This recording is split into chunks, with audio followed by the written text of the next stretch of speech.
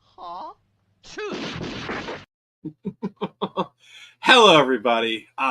This is Nick, and welcome to the Friday Night Frenzy, the one show in the week where Wonder Bad is always canon, and the topics are more like a set of guidelines. So we got a really good pack show. It's all about video games, and we're gonna have a little bit of a war. But first, let's introduce our regular co-host. First, we have the mistress of ships herself, Bunny Girl Nix. How you doing? Hello.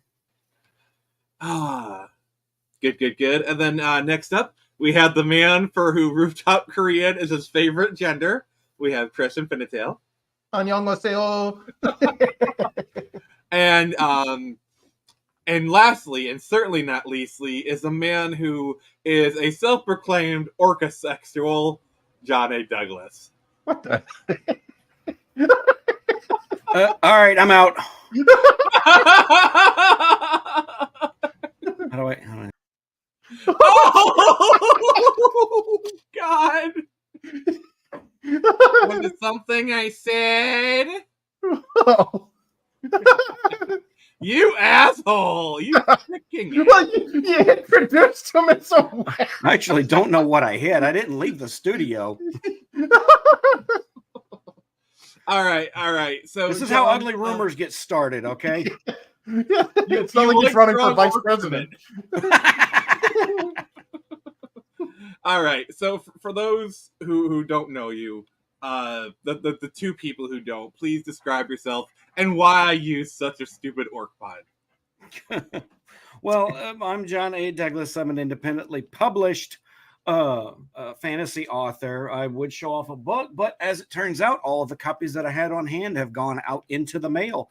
That is a good problem, sir. Yes, thankful to have buyers and thankful to have reviewers who are asking for copies. So I've only got one last set of books up here, and that's going out to Andy Peliquin, who is a really big name indie author. The whole orc thing is just look, when you're trying to distinguish yourself from other creators in the indie spaces, you kind of have to you have to find your niche. You have to find something that's helps you stand out a little bit. And I kind of noticed, nobody really took the ball with orcs in a narrative sense and ran with it. So I just became the orc guy, right? So I got to stay on brand with a lot of my stuff. I love fantasy in all shapes and forms, but nobody was out there being the orc stan that a lot of other you might have see in other hobbies.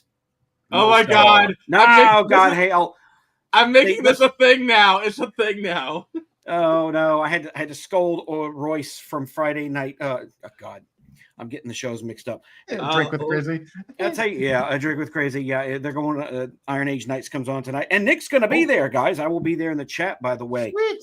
Yes, I will be a squire. Absolutely. I need coffee. Oh God, it's smoking like a true soldier.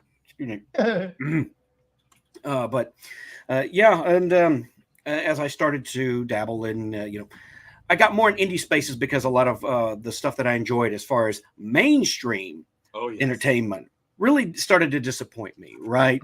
Your Star Wars, your Star Treks, Marvel, especially after Endgame, everything just kind of went downhill, and it's been bad. And I took all the energy I had for the stuff that I enjoyed, and I put it in the indie spaces. So now I read, write, and review indie books, and hopefully one day I'll be making my own indie comics as well. And it was going into the indie comic spaces because, of course, the big two, Marvel and DC, they've crapped the bed as well. Wait, John, just a second. Yeah. So you said you were pissed off with Star Wars, so you created your own thing. Right. No way. Well, you look at that. Sorry, John. It was a perfect segue. I was going to do this later, but John gave me the perfect segue. So, greatness is contagious. I'm just going to say it. So, just like John, I too am making the change I want to see. And this is mostly for John's audience. So, if you guys want a great novel set in space, like a fantasy, sci-fi, all the mixture, please check out Lost Kingdom. Currently on Kickstarter, we're really close to $1,000. We'll be talking about this more on Iron Age Nights tonight, so I won't be going into too much on it. But I just wanted to chill a little bit, and John gave me the perfect opportunity. So Thank you, sir, and you may now continue talking about yourself. No, I was actually doing up my promo tweet. So if you want to introduce the other co-hosts, please go ahead. But buy me some time. Buy me some time. All right, so Hear me out, Johnny. Since we are streaming to John's audience, and John is considerably larger than me, yes, Hydro, you do have to pick a team, 3DS or DS. That is the law.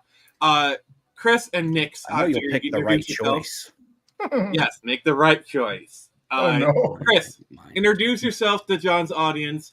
Tell them how awesome you are. Tell them your awesome books, and if you got any links you want me to drop, I will. sweet man. Yeah, Chris Fisk, the author of the Infinite Tale Chronicles graphic novel series that John's got the collector's box for. Thank you for your support. Never throwing this away. It's literally in every video. So yeah, so people who are considering who didn't know what Infinite Tale Chronicles is, now you're getting it. Now you know. Hell yeah. Yeah, the first book was crowdfunded back in 2021, and we're getting ready to launch the sign-ups for book 2. In September, I'll be heading over to the Granite State Comic-Con, where I should have books in hands to sell. And we put out a pretty sweet trailer recently. So yeah, which we might be seeing that trailer later on in the show. Hell yeah. Just let you know. Nix, what do you want to say to John's wonderful audience? I am Nick. Hi, Nick. I couldn't hear that. I don't really have anything going for me right now. You're awesome. That's what you have going for you. I make perfumes, but I don't think, that's very important. I mean, do you see this guy? Of course he has women that follow him. The guy's good looking enough. Ladies, please. Yes. He has women all over the world putting on green body paint and coming up to him in loincloth. Oh no.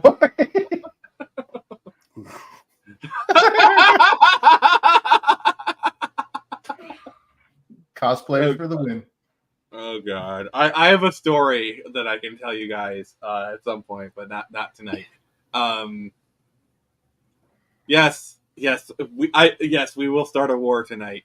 But all right, enough with the introductions. Let's get into some headlines, shall we? Human sacrifice, dogs and cats living together, past hysteria.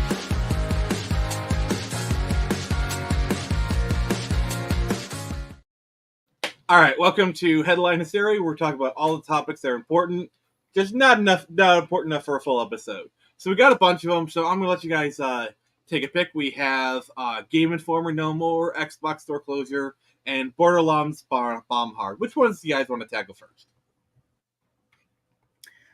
Let's go with Game Informer.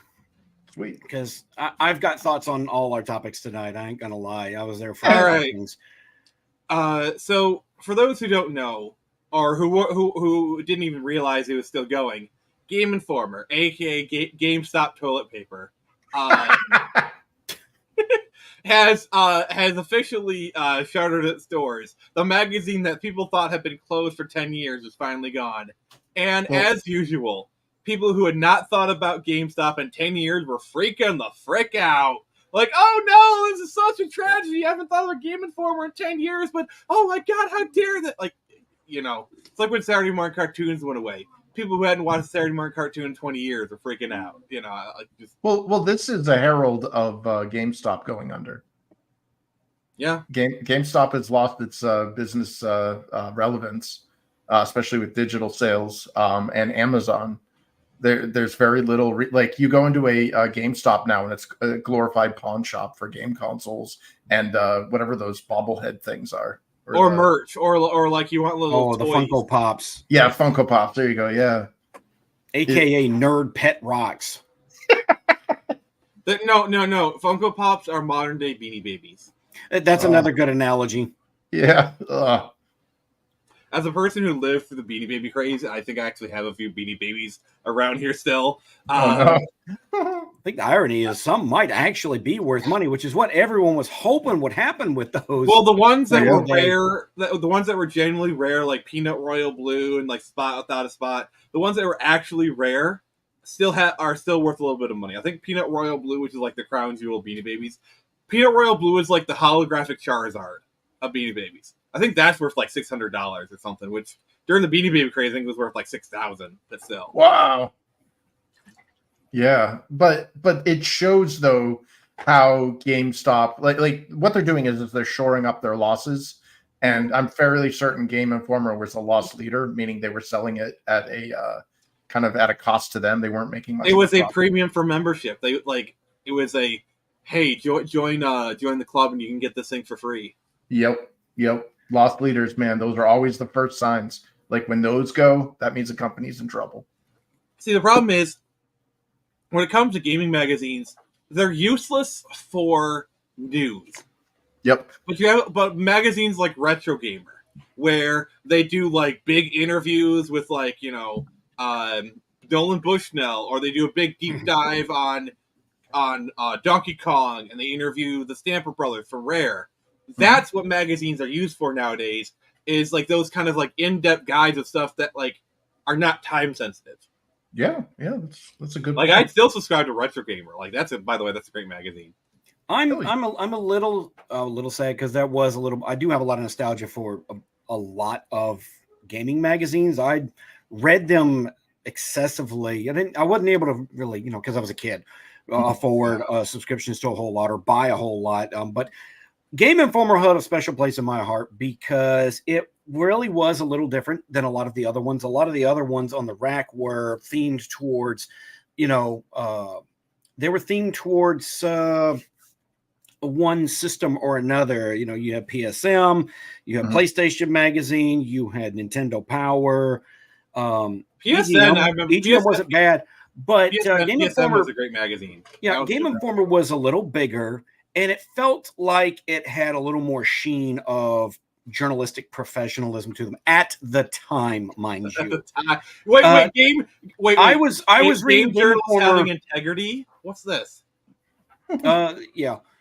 I was reading Game Informer back when they had like amateur comics on the inside with their TV-headed mascot. I don't know what that was about. I never was able to follow what was going on. Yeah, I know. There was some kind of comic book in the middle of it, and their Game and Farcer stuff was hilarious, especially when they would get Sean Baby to write articles. If you've never read this guy's articles, oh god, hilarious. But Sean Baby is what Jason Schreier wishes he could be. Yeah. He's also. I don't know how that guy earns a living. He's got some good stuff up on crack though. He but sucks anyway, to write chickens. Yeah. What happens when a punk outlives the punk era? But anyway, when it, even in the mainstream era, it kind of kept a little bit of relevance because I think they were one of the first magazines to start sending out demo discs when demo discs were still a thing. And then inevitably it became just like Razorfist said, first it was stocked at GameStop, and then it was published by GameStop, and it was just, they were basically giving them out and they were okay. But by about that point, don't forget, the internet and YouTube kind of stole game magazine's thunder. And then Gamergate, I think, kind of helped bring to light the fact that, hey, these people that we think are journalists, we think are supposed to be professional gamers that enjoy games as much as we do. Turns out a lot of them are just a bunch of journalism hacks that use it as a medium to basically as their own glorified blog with a bit of a video game theme to it. And as time has gone on, that's only gotten worse. And look, PlayStation 5 review, anybody? Right. The reason that you don't see as many people upset about Game Informer shutting down is because, face it, most people stopped reading Game Informer long ago. Just like I wasn't upset when David Letterman retired from The Tonight Show because I stopped watching David Letterman like a decade before he actually retired. Let me just illustrate this from my own perspective. So I actually had like a GameStop Pro subscription for like a year, like a couple years back. And I got a Game Informer every month. I never read them. I got it for 12 months, and I never read a single one of them. I'd look at them, be like, "Oh, I'm going to read them," and I never read them. They eventually went in the trash. So if that says anything, I don't know what. Not even like shitlit. Like you didn't put them in the bathroom. Oh, fun fact! I don't know how many like friends I went to where. They're like you know how you usually have like a little reading material cubby next to your toilet. They have Game Informers there. In case they run out of the roll. Exactly. Like, that's why I refer to it as GameStop toilet paper, because it's the most its value it has. A little too glossy, you know. Not enough textile surface tension Yeah. to really do. Are Perform you the task reviewing effectively. Game But I guess Informer? it's better than nothing, you know. The viscosity viability of Game Informer is Oh toilet God, paper. we are going places I never thought we would go. I give that a 5 out of 5. All right, so going from one crappy topic to another. So apparently a Borderland movie came out, and oh God, I called this from the start. Yeah. Bad Bad casting. 0% on Rotten Tomatoes. I'm sorry, Grace, your show review doesn't count. Yeah, what was that? It only got 4% because she didn't like the movie. She just liked that Kate Blanchett was in it. Like, what? See, What are you doing? See, I like called Kate it from- Blanchett, but See, the Sorry. thing is, here, I from the moment I saw the first trailer and I saw hiring Kate Blanchett as Lilith is a very bad idea, because Lilith is supposed to be like late 20s, early 30s, like that kind of age range, young, you know, like you should like Jennifer Lawrence, Sydney Sweeney, like those types of younger actresses. Oh, they went there's a full certain- modern audience with the entire female cast. All of them were aged up like 30 years from their base canon ages. Even they got a 30-year-old to play Tiny Tina. yeah. Like, Well, dude, my comment, like, I feel bad posting it, but I basically said, when your manic pixie dream girl reaches menopause and loses her sex appeal, all you're left with is the insanity. right. Oh God. and You're that's right. how Karens and that's how Karens are formed, because most Karens are former hot chicks who don't realize that people only listen to her because she was hot. Yeah, it sucks, but it's the truth. Yeah. Like I find It's a it funny shame. though. Go ahead. Saw a bunch of people commenting, hearing how boring it was. They're like, so it's got something in common with the games, then, huh? See, here's the problem with Borderlands is you play Borderlands for the characters, okay? Like the story, it means nothing. But the characters are actually very endearing. You grow to like them, you grow to care about them. Borderlands is a character-driven series. Like the interactions between the characters, and all that stuff. The story is bull crap. But the characters themselves are endearing to a degree. That's why when like Borderlands 3, spoiler alert, when they killed off I think it was like one of the sirens and tried to replace her with like the Mary Sue character, it didn't work because people were attached to this character, and you place it with someone who no one likes. Funny how that happens.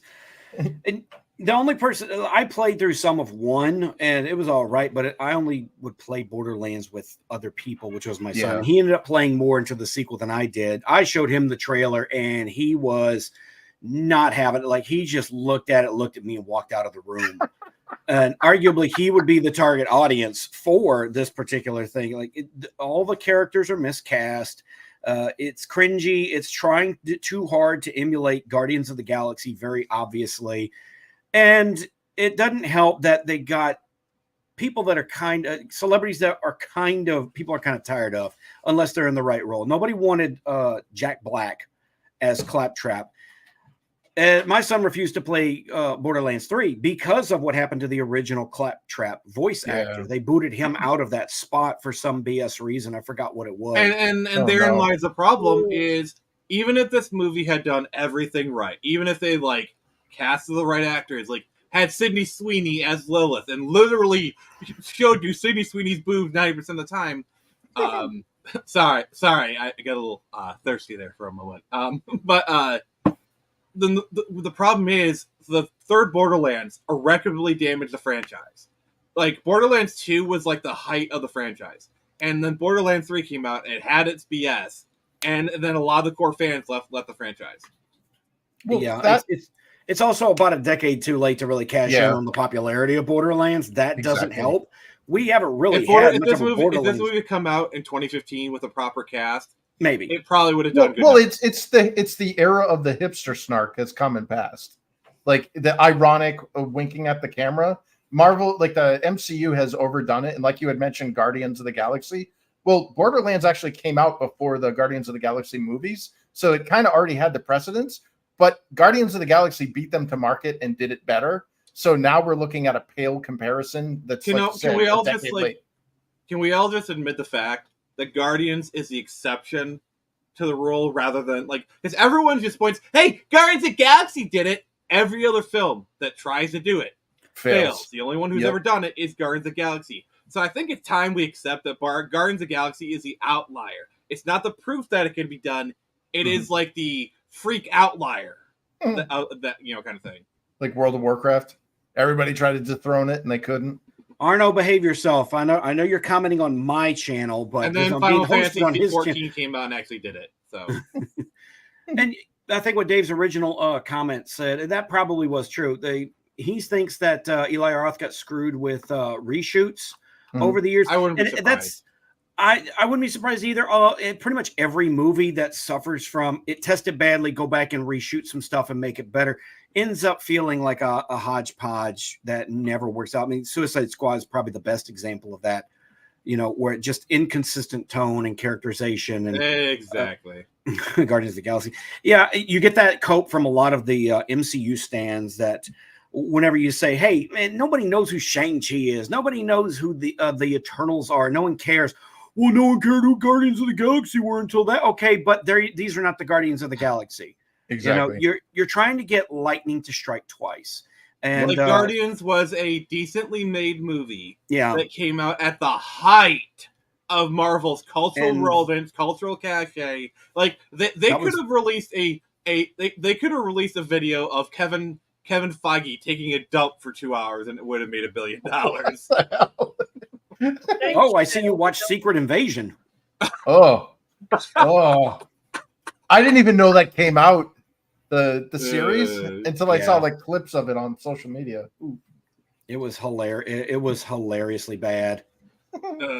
And I just want to say this. So apparently, I guess Secret Wars is going to acknowledge the giant hand and the helmet in the sky, and they said, "Oh, it's made of adamantium." Like I did it first. I did it first. Just if you guys ever read my book, there is a place in the world of Allspire that is known as Arcathoria. It is the city of mages. However, this city is built into a giant hand, a stone hand that is protruding from the earth. It's made out of a substance called Godstone, which is indestructible. Mm-hmm. I wrote that before that movie come out, so nobody come at me with copyright infringement or anything. You hear that, Disney? Yes. Yeah, you hear that, Disney? You don't want to fight me. I have no money. Please don't sue me. Yeah, see, John has orcs and a large pile of fans. I could probably win though, because like the hand is from the wrist upward, kind of like this. Yeah, whereas their hand is just some of the fingers. Tevya, we did get a StarCraft movie. It's called Starship Troopers. Oh God, that's not. Oh wait! That's our Helldivers 2 movie. Yeah, StarCraft movie. We didn't even get StarCraft Nova. There's a deep cut for you. Oh God, have you ever played the beta or the alpha? No. I've heard it's out, but I never went and I thought it was vaporware forever. Yeah, I kept waiting for that to come out, and nothing. And then they just did. Yeah, we shelved it, and we put some of her. I think she has a cameo in StarCraft 2. She has like a small campaign in StarCraft or something, like a little mini expansion. Yeah, she's in Heroes of the Storm as well. Because I think StarCraft Ghost was supposed to be like their version of Metal Gear Solid or something. Well, yeah, if like I played the beta or whatever it was, the alpha, and what they said the reason it's not bad, it's not good. Well, I think the reason why they canceled it is because they saw like in the small amount that I've seen, it looks like it would have been too expensive to produce at a bigger scale. And if they would have kept it in a very smaller contained environment, it wouldn't have been quote unquote Blizzard quality. They did the same thing with the Lord of the Clans. If you ever played that adventure game that never was released. No. That literally has Clancy Brown playing Deathwing. Yeah, dude. No, he's playing Thrall. He's playing Thrall or Deathwing. I can't remember. No, Thrall was, I don't know. I'll have to dig it up. But yeah, it was a point and click adventure game that was kind of like in the vein of like Full Throttle or like Maniac Mansion. and it was fun, but like again, it lacked. It felt like a Philips CDI game. It didn't have that Blizzard polish, and unfortunately, the Blizzard of today is not the Blizzard of the day that would can games like that. You know what I mean? I was just about to say, like, that was a very different Blizzard. There you go. Before the scandal. All right, so last one before I get back into shilling mode is the all right, everybody, we need some F's in the chat for the Xbox 360 store closures. This is something that like we all knew this was coming, and I don't know, like I bought so many games on that store and deals. Can I tell a story about the 360? Yeah, go ahead. And what happened with mine. Oh. So I love the 360. It's one of my favorite consoles of all time. Great console. I loved all kind of games on it, especially the JRPGs. Oh, yeah. And I was on top of that system from almost day one. And yes, I did get the red ring. I got it twice, in fact. Oh, damn. And I downloaded games from the arcade, DLC, all kind of stuff. I went whole hog. Like my hard drive was constantly full on that thing. And I probably would have kept that system forever. But at some point, they have required email confirmation for the security thing to keep you logged into Xbox Live, right? Yeah. Well, I had this very unique problem. I had created my initial email account tied to my Xbox Live account, missing one number. I didn't have to verify it.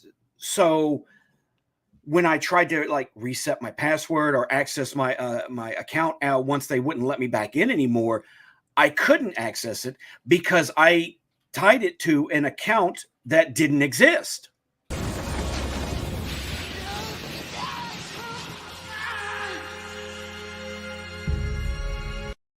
It was at this moment that he knew. He f***ed up.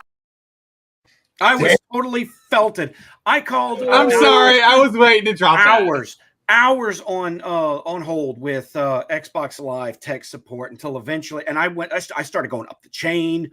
This is back when they still hired people who spoke English and were English.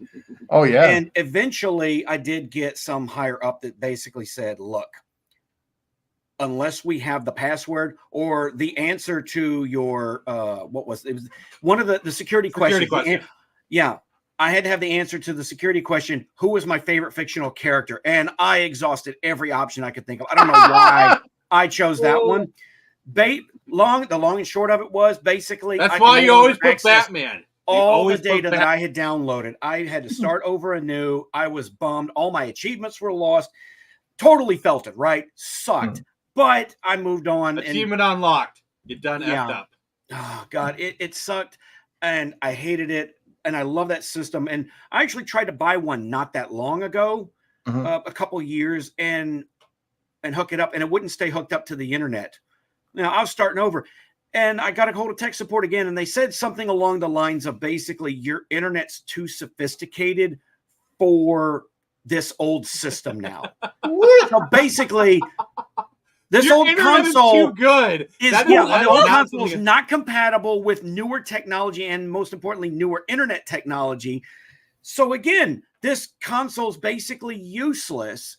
And if it wasn't for the fact that they want you to create an Xbox Live account to tie everything you have together, I wouldn't care. And now you know why I don't like always online connectivity. Yep. Well, this is why the importance of physical media is becoming more and more like pronounced. People have lost thousands upon thousands of dollars on these online shops when they close. And I think we are starting to see a shift back towards physical media because, like, Nick, and look, and it's they're not the only ones that are bad. Nintendo sucks at their online too. In fact, they do. In fact, this is my solemn promise to you. Nick, I will not touch another drop of coffee until Nintendo's 3DS store shuts down. But, dude, they did that years ago. Well, you know why Nintendo's online We totally didn't plan that, everybody. like Nintendo's online experience sucks is the same reason why Sony's originally sucked. They're Japanese. They're about a decade behind when it comes to online communities and interactions. But not speed. Japan has like light. Oh yeah, like but quadruple our internet. It's not about the infrastructure or the speed. It's about the user experience. And there's a reason why Valve and Microsoft have perfected the online user experience, whereas Sony and Nintendo, to a worse degree, haven't. And it's a cultural thing. Like in Japan, when I lived out there, nobody spoke to strangers. Like it's not something you do. You don't interact with people you don't know. And that pervades into its technology, into its online presence.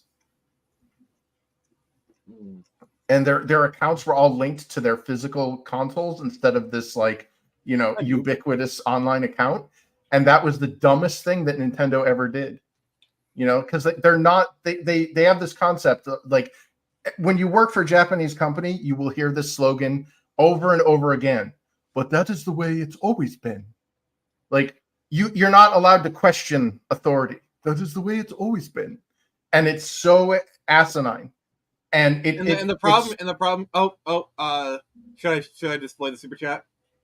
Yeah, sure. Go ahead. That's Mario Trujillo. Right. It's your super chat, so you read it, sir. Thank you, sir. Thank you there. Borderlands was the first series I can remember who self-control alt-delete in just one installment. Also bought and read your book. Oh, thank you, sir. I appreciate that. Much appreciated. A review on Amazon and or Goodreads would be greatly appreciated in that effort, man. Yeah. And then Mario, if you're looking for any other books, I currently have mine on Kickstarter right now. I'm sorry. No, never be sorry. I got to get that voice clip of Diamond Dallas Page going. I like being a shameless self-promoter. DDP. If it's good enough for DDP, it's good enough for me. That's what I like to say. Good for the the pro wrestlers do it. They self-show their stuff all the time. What's that old band colloquialism? The band should never wear their own merch. Well, the pro wrestlers do it. Hell yeah. How else are you going to advertise your merch? Right. Yeah. I think the wisdom behind that is that if you're great, other people will tell you you're great, so other people will wear your shirt, and that advertises it better. Come on now, just wear your own merch. It's fine. How many kids in the 90s wanted an Austin 316 shirt because Stone Cold Steve Austin wore it on Raw? NWO, yeah, son. NWO, exactly. Dear God, those shirts were hot in the 90s. Those shirts are still selling like hotcakes today. Pantera did it. Okay. Pantera was also shot on stage by his own fan, but hey, that's the most metal death I can think of. And then he was shot 5 minutes later by a cop. Oh, no, I did not know that. Yeah, a cop came on stage and then shot the person who shot Dimebag. Wow. You will never be to a more metal show than that. It was Dimebag that was shot, and it was his band Damage playing, because Pantera had already broken up at that point. Damage playing was like his next project. That's a bummer, but man, what a metal death, though. Yeah. Going out doing what you loved. I mean, kind of. Shot by your own disgruntled fan, like hell of a metal way to go. I mean, put it up there, Yeah, we all got to check out sometimes. Better than to be Kiss. Going through your 50th, going through your 50th farewell tour. Yeah. Okay. I just now that you're kind of talking about this, like, how crazy is that Aerosmith canceled their farewell tour in the middle of the tour? Not that crazy considering how old those guys are. All right, John, you're up again. I can't say that my kid is in the room. All right. I got this. I'll do your job for you. You're not the whore if you're only selling yourself. I don't know why I did that in like a Scottish accent. It sounded Chinese to me. Yeah. You say that? Yeah. I cannot do accents tonight. Blink 182 did it. Oh God, I don't want to know. But yeah. I don't have any sources to back this up, but I feel like I've been hearing stuff like physical media sales are starting to pick back up again. And unfortunately, it's like the worst time to do it because the people who are holding on to the physical copies of games now are inflating them way more than they need to be. Well, it's Yep. not just video games, but also Yeah. like DVD sales and Blu-ray sales are picking back up. I mean, the record market has always been hot. Cassettes are starting to make a little bit of comeback. I'm telling you, in 5 to 10 years, CDs are going to come back. I have like a rack of CDs right here that in 10 years I'm going to retire on. Well, the CDs have CD rot though, like physical media rots, which is horrible. But I think thought they we're would hold starting forever. Yeah, I did too. I thought the whole point of a CD or whatever was that it wouldn't degrade like an analog cassette would. But it's not true. Like I actually have had discs rot on me, or I'm like, what the hell is this foil falling off of it? But what we're seeing though, I think the reason why there is a return to physical media is because the streaming services are not financially viable. Every one of those streaming services is either operating at a loss. Like look at Disney, man, they are hurting bad. You know? Oh, they recently upped their prices. Okay, do you want to know how much it costs per month for Disney Plus now? How much? $16. No thanks. Jesus. Yeah, I'm all set with No that. thanks. Look, Yeah, after Mando that's season like- 2. Oh, sorry, go ahead, Nix. I was gonna say, Netflix is trying to bring on ads, and people are like, "No, thank you." That's the whole reason we came to you. Yeah. Yeah, and then they're doing the bundling. Like you can tell they desperately want to go back to the cable model. They desperately want I to. knew it was going to happen Yep. sooner or later. It was just going to be another form of cable. Yep. And I will give them this at the very least, that at least there is stuff to watch on streaming bundles. Whereas when it came to cable, it was a joke since the 90s. 500 channels and nothing on. That was when I got rid of cable about 2019 or so. I was looking at my cable bundle and I told my wife, I said, we pay $50 a month for this bundle. I watch maybe 2 or 3 channels out of the entire thing, consistently. And if I would just want to watch something on network TV, I could buy one of the new digital antennas and just catch something free. And now we have Tubi, which is free, but you kind of get what you pay for. Yeah. I mean, if you watch it on PC, there's browser add-ons that like fast forward through the commercials. But here's like the biggest problem. Let's say you want to watch a specific movie, like let's say Fifth Element. Mhm. Here, this is what you have to do. You have to Google Fifth Element streaming where. So you have to figure out, okay, who's streaming the Fifth Element, and let's just hope it's one you're already subscribed to. And then you have to do the thing of like, do I want to pay $16 just to watch this one movie, kind of thing. And 9 times out of 10, you're like, no, you don't. So I think for a lot of people, for movies that they want to watch on a regular basis, it's actually becoming cheaper to buy the Fifth Element on 4K Blu-ray. And oh yes, there's also the morally correct option as well.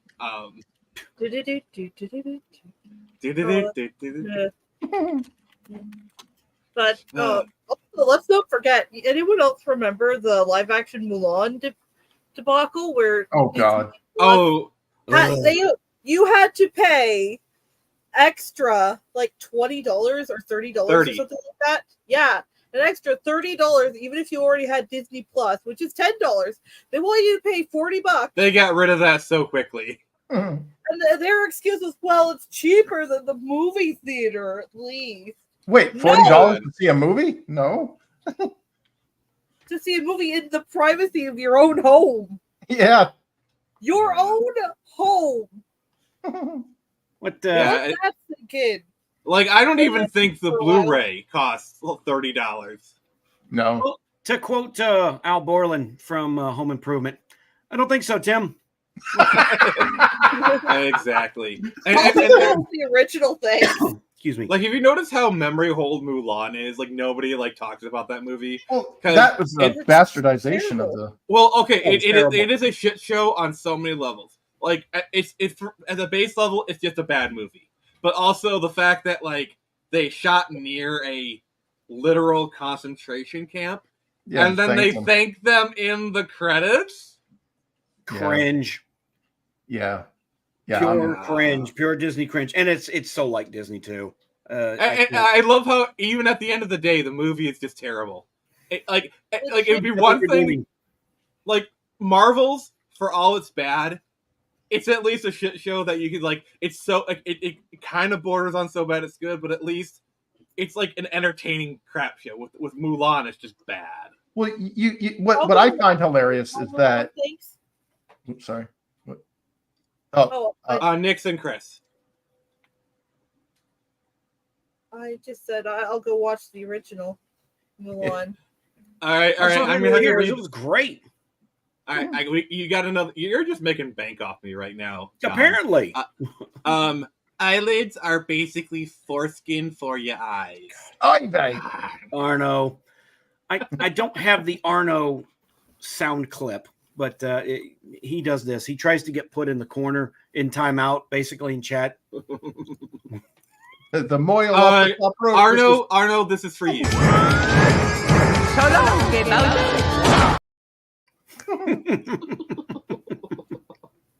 But we're always happy he shows up. Yeah, exactly. Yeah, what I was trying to say was Disney, and it just illustrates its incompetence, where they're clearly owned by the CCP, and when the CCP acquired them, obviously they were to make CCP approved movies and everything. Yeah. Like if you've ever seen Iron Man 3, the Chinese version, it's hilarious. There's like this whole added hospital segment where Tony Stark gets his little motor removed from his chest because only Chinese doctors are smart enough to do that. But like the thing is the moment they try to pander to China, they piss them off. Like they made Shang-Chi, which ideally should have been like the movie for me, like, hey, Asians, why don't you see, here's an Asian movie. Yeah, not interested. China said that guy is ugly. Korean, not Chinese. But yeah, no, but Asians, like Asian Americans should. Like, y'all look alike. Yeah. Well, regardless. And then when they did Mulan, the same thing happened, where they're like, look, we're going to do a Chinese folklore or Chinese historical, whatever. And it turned out to be such a butcher of the original that the Chinese were like, what the hell is this crap? Like it didn't even win in China. Nobody liked it.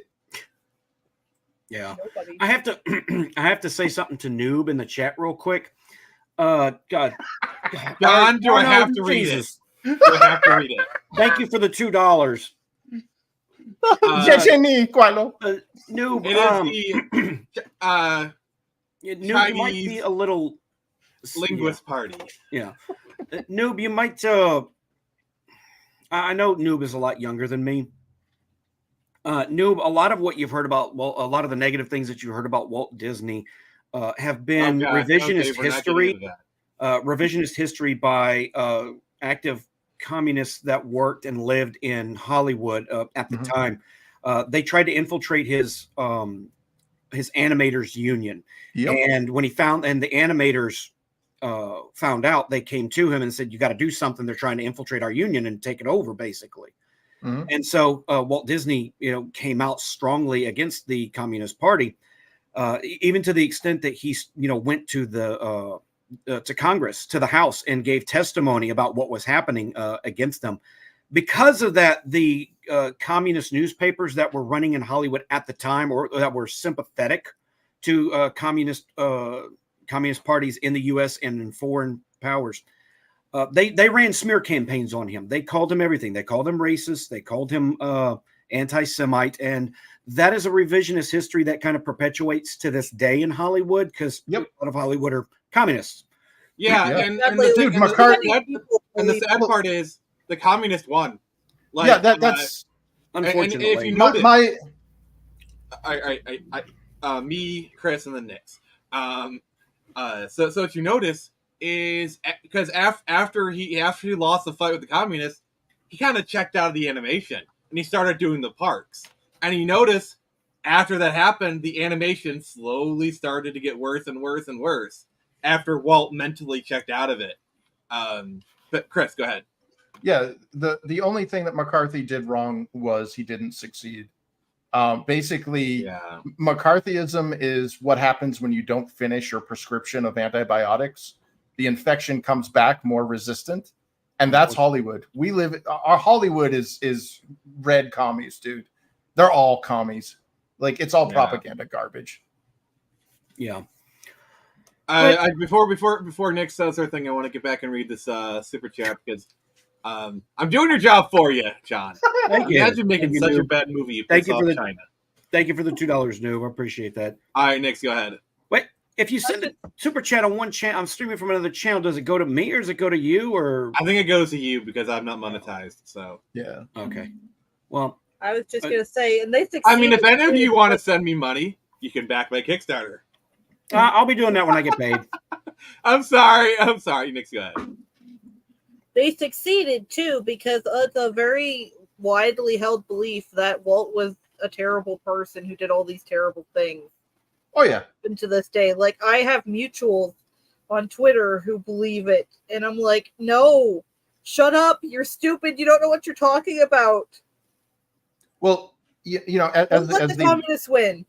Well, as the resident Jew of the group, I can definitely say that, you know, Walt Disney was not an anti-Semite. And unfortunately, what really bothers me is that there is this, every ethnic group has its trash. For us Jews, we have the Bolsheviks.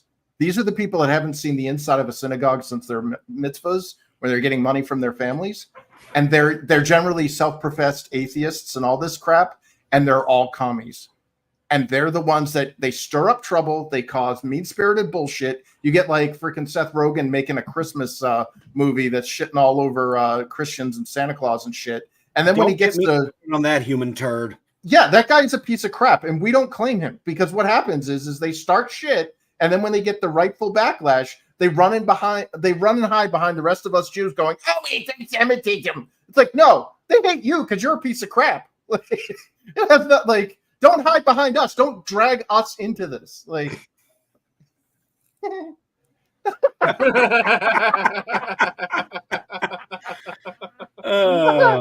I hate the fact that, like, you know, we're all lumped into this group of like communists and stuff. And the only thing that's synonymous with the communists and the Jews are these like atheist Bolsheviks crap. You know what I mean? You'll never find like a, well, maybe the Reformed, I'm not sure, but like, a lot of traditional Jewish people are like, dude, I just want to live my life. Like, leave me alone with this crap. They're not trying to change. Yeah, exactly. They're not the ones trying to, like, you know, basically cause diversity or whatever the hell else buzzwords. I'm just trying to play with my Wadle. Okay. With my Wadle? I was the spinning top thing. Fuck you. Dreidel. Fuck you. I don't know anything about Jewish culture. I knew that was wrong.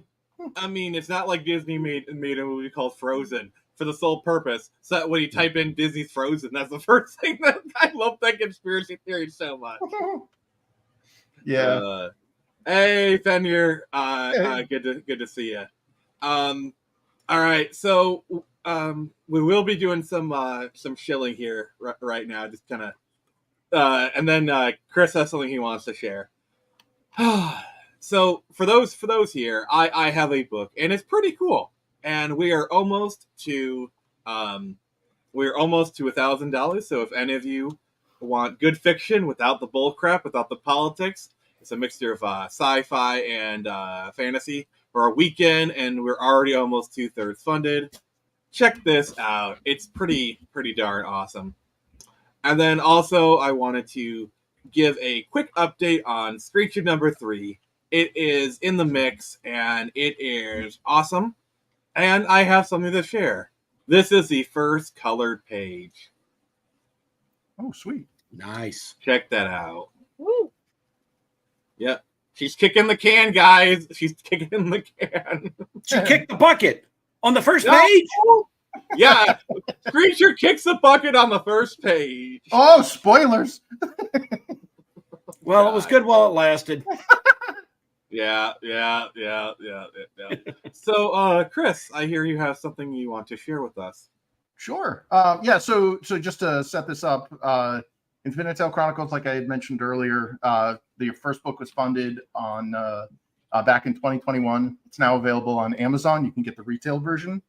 We're now in the process of completing the production of book 2, and I now that kind of production is behind me, I'm now working on promotional stuff, and I have a trailer that I had composed earlier this week. Give it to me, baby. Here is the, let's see. Okay, there is the trailer. Did somebody for say book 2. Screecher? All right. All right.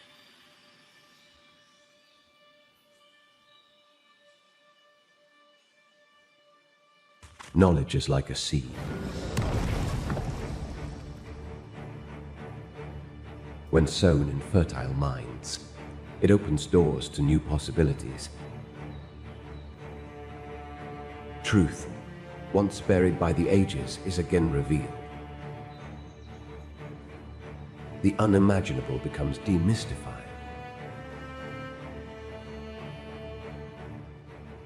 New wonders are discovered that transcend the limitations of previous understanding. However, some doors should never be opened.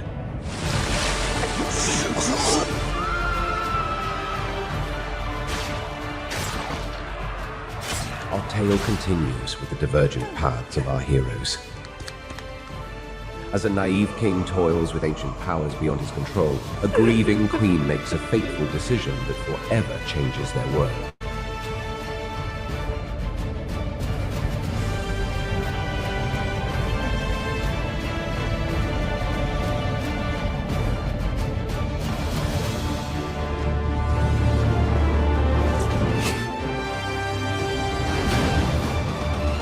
Infinito Chronicles, the War of the Trees.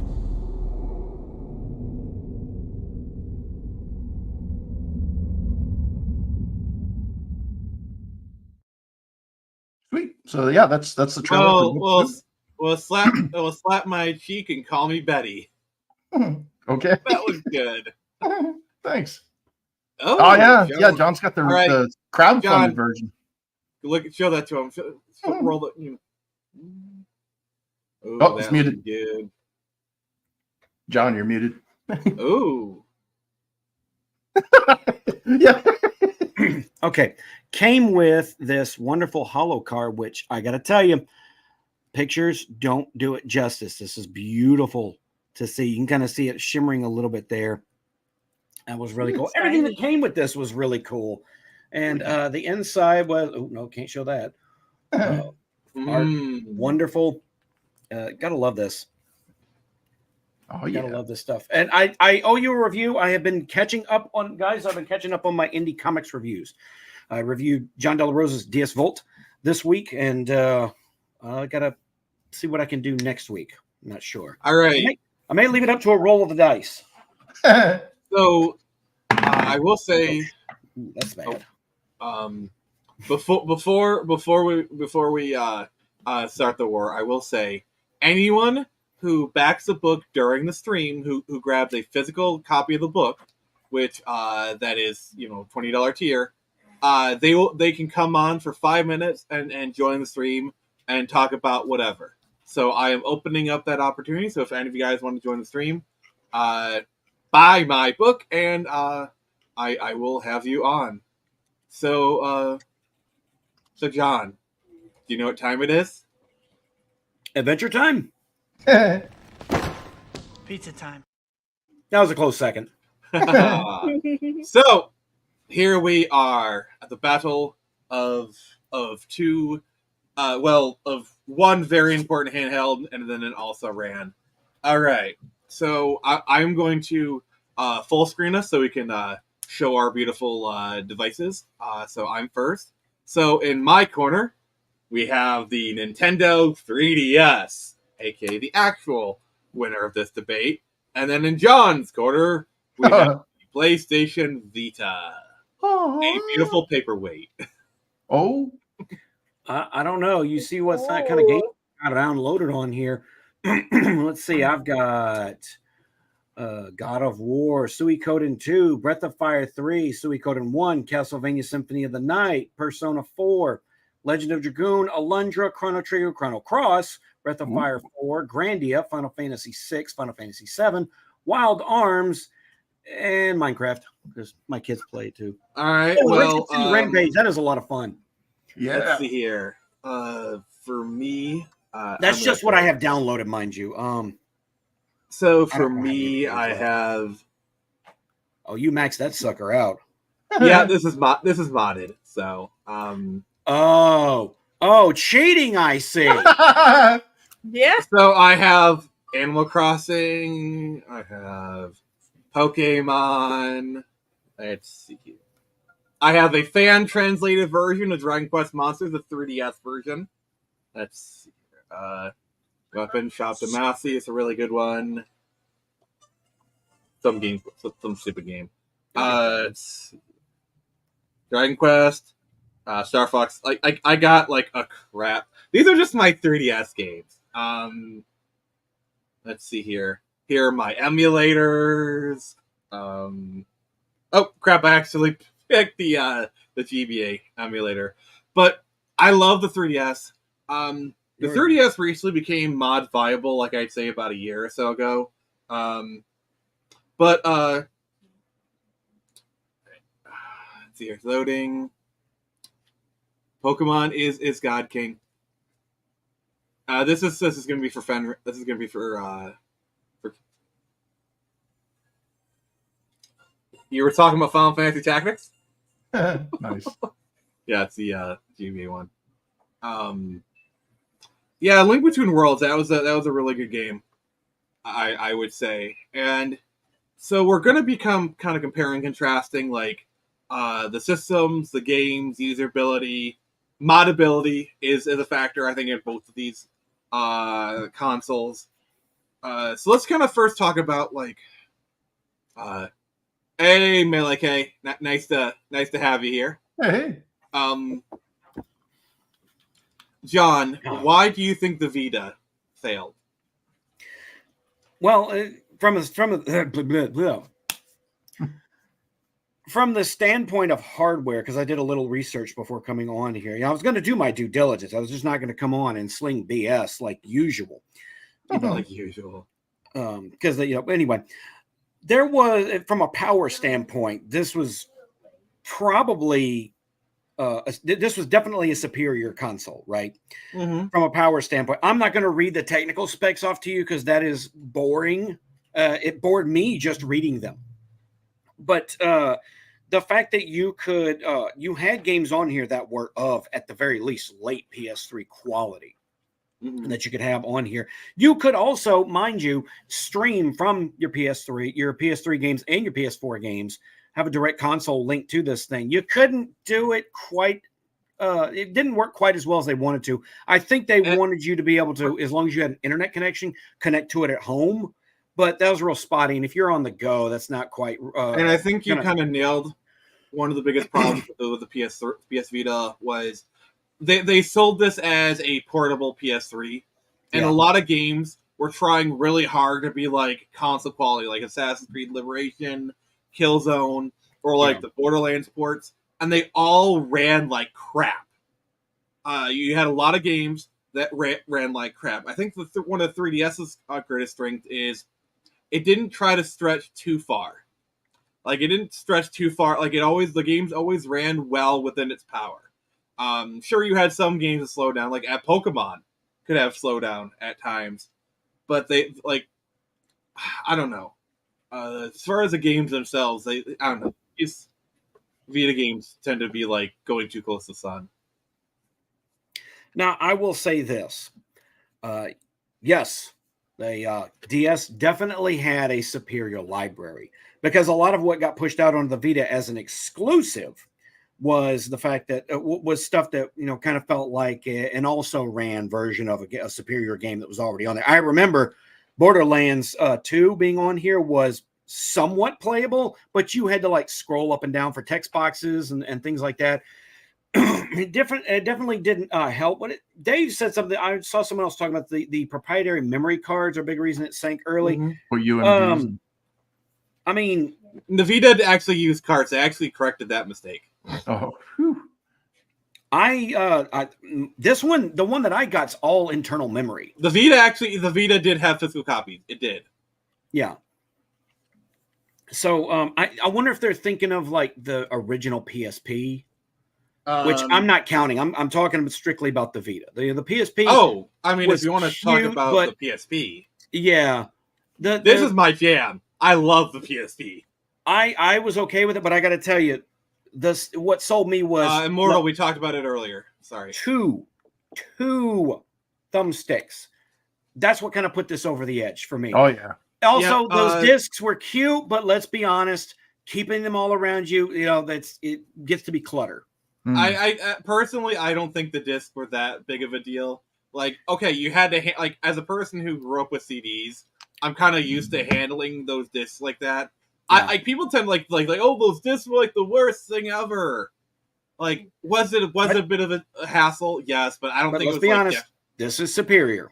This is definitely superior. Yes, I agree. Easy to lose, but I think people tend to like overcorrect for like the disc stuff. I don't think like they were like that bad. They weren't that bad, but they weren't that good either. I would call them a bit of a mixed bag. I honestly got more out of this downloading it. Most of the games I own on here are PS1 classics. That meant a lot to me. Also, I mean, the PSP can run PS1 classics, so right, but you could also download PSP classics on the PS Vita as well. And the thing with me is, I always found the Vita PS buttons... store, the online PSP Vita store, is still functional and online. I can still buy a game on here if I want to.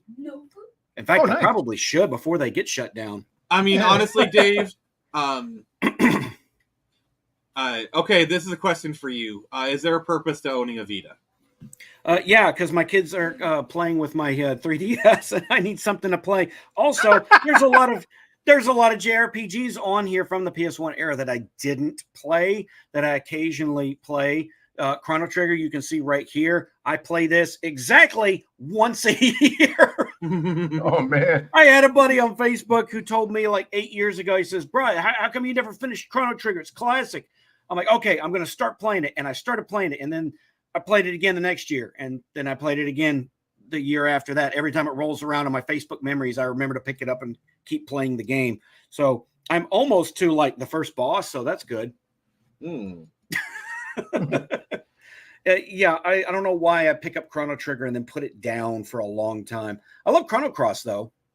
Oh yeah. See, my thing when it came to the Vita's library is, you have a problem when the one standout RPG that everyone talks about is a game that came out for the PS2, Persona 4 Golden. Like, that is all Vita owners would not shut up the F up about. Like, that was like the marquee RPG.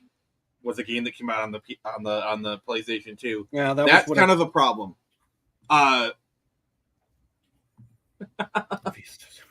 damn! Like, say what you will about the PSP, Belted, but even the PSP.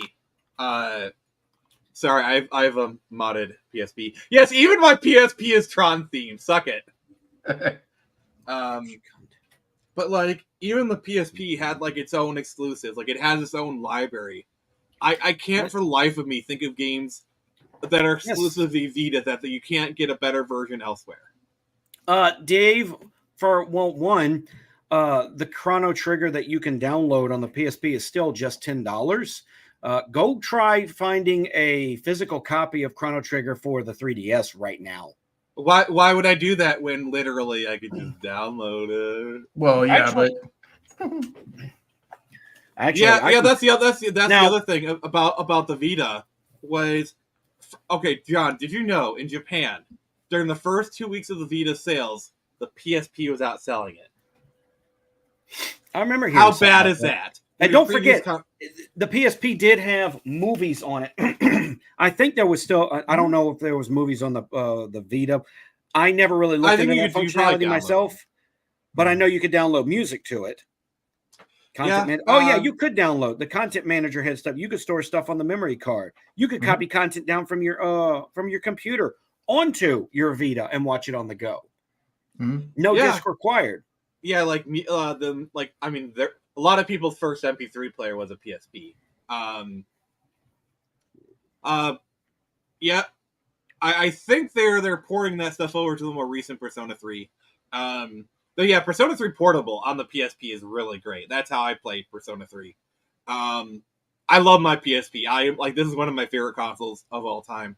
I never could get into the Vita because I always found its buttons to be a bit small, and it felt kind of weird in my hand. Whereas the PSP, I think is like perfect form. Like I love the aesthetics of this thing to still look great in my opinion. Oh yeah, I mean it looks sick. I had an original PSP. For the record, this is the 3000 for anyone who's wondering. Oh, the smaller one. Yeah, it's a third revision called the Bright. But yeah, I had one until the Vita was announced, and then I traded in for GameStop credit on getting the Vita. I don't know if you know this or not. I will say this. This game system, the Vita, this has the best battery life of any electronic I think I've ever owned in my life. Is it lithium ion?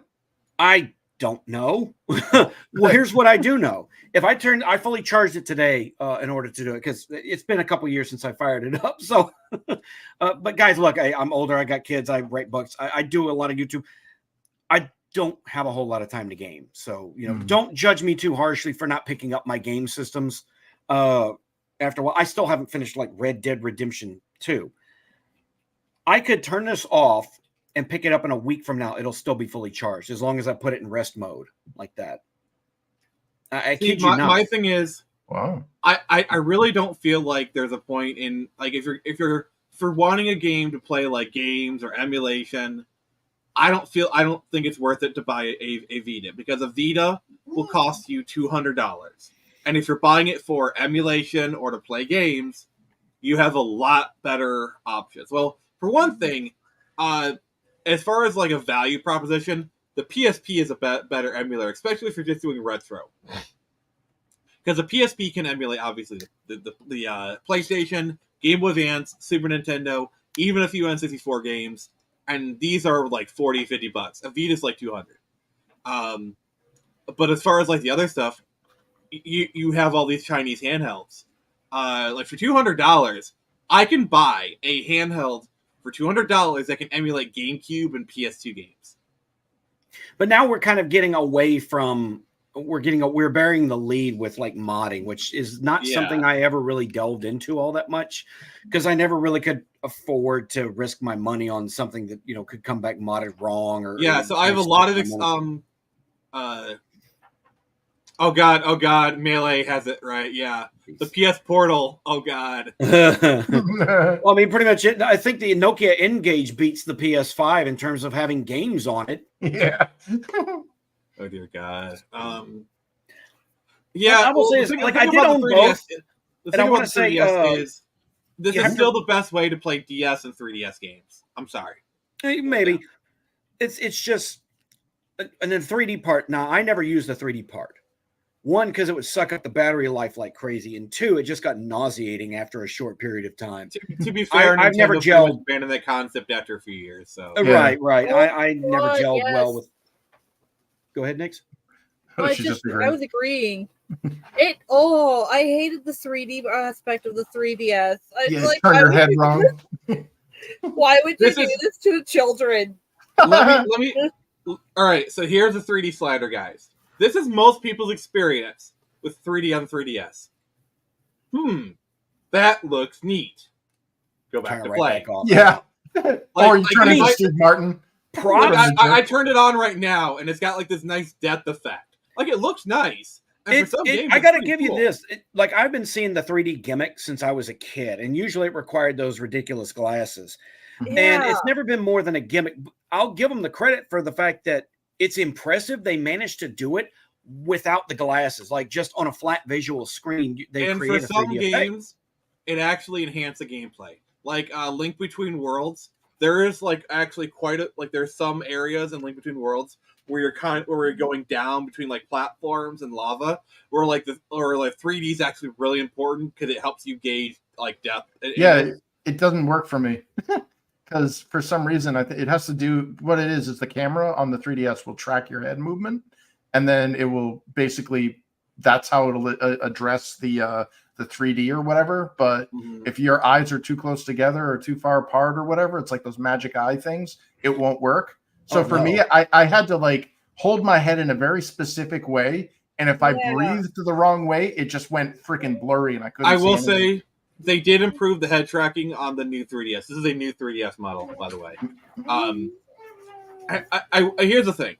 As much as I love the Vita, I have to give it to John. As far as modding is concerned, the Vita wins hands down. Because, like I said, the 3DS only became mod viable like maybe a year or two ago, whereas the Vita has been mod viable for like almost 10 years. Yeah. Melee's right about there. There were a lot of... I have to concede the 3DS does have... Yes, Majora's Mask was great on the 3DS. I've only got a handful of my... I said that specifically to piss off Nyx. I said that to trigger her. Oh. Ocarina and Majora 3DS remakes suck. All right, Nyx, explain to me Melee Games why Majora's Mask on the 3DS is terrible. Go, Nyx, go. Let me show off a couple of what I've still got some of my 3DS games. Oh. Because these are ones that are both hard to find. They were hard to find at the time because a lot of them kind of fell into obscurity. Now, granted, Smash Brothers not that hard to grab a hold of, but I got a new 3DS, the one with the extra RAM and all that crap. Yep. This is literally this one. For this remake, I'm about to make Noob mark out. Oh yeah, Xenoblade. This I was part of Operation Rainfall, in the fact that I signed the petitions and I. Can I be honest with you, John? Huh? I had that version on this very 3DS. I hated it. It ran terrible. It looked terrible. It was hard to control. I could think. I'm sure if I played like the Wii version or the Switch version, I'd enjoy it. But I could not enjoy Xenoblade on the 3DS. If I played like an actual version that was not complete garbage, I would probably enjoy it. By the way, it played fine for me. Xenoblade stands. I am trashing the 3DS port. I'm admitting that if I played it on the Switch or the Wii, I would probably enjoy it. So please don't at me. What, the Xenoblade port? They did a remaster for the Switch that's completely awesome. Nick, Dave has something he wants to say to you. There's the reason I pushed that is because you have to remember the context. At the time this Xenoblade remaster came out for the 3DS, Xenoblade Chronicles on the Wii had come out with a very limited physical release, and used copies of it were over $100 at the time. I'm not denying it's a miracle port. I'm not denying that cramming a Wii game onto the 3DS is a miracle port. I am not. It was amazing and improving it in some ways. Like the visuals, I think, are a little crisper. But the reason me and Noob are both kind of like big Xenoblade fans, we follow J Moles Gaming, who is a streamer. Actually, I think he's streaming right now, and he's a huge Xenoblade fan. That's how I found him, was just looking up Xenoblade stuff. Honestly, I never got into these two. Oh my god, I love Bravely Default. I love that game so much. Wasn't Bravely? I thought Bravely Second was just a European. They actually got that out for the American? Happy day to you, Happy Dinosaur. I do not know. Bravely Second. It did come out in America. I'll go. And they have Bravely Default 2 on the Switch. Oh my god, I love okay. I actually have to. Bravely Default is such a beautiful. This is a remake of one of my favorites of all time, which is Dragon Quest VIII.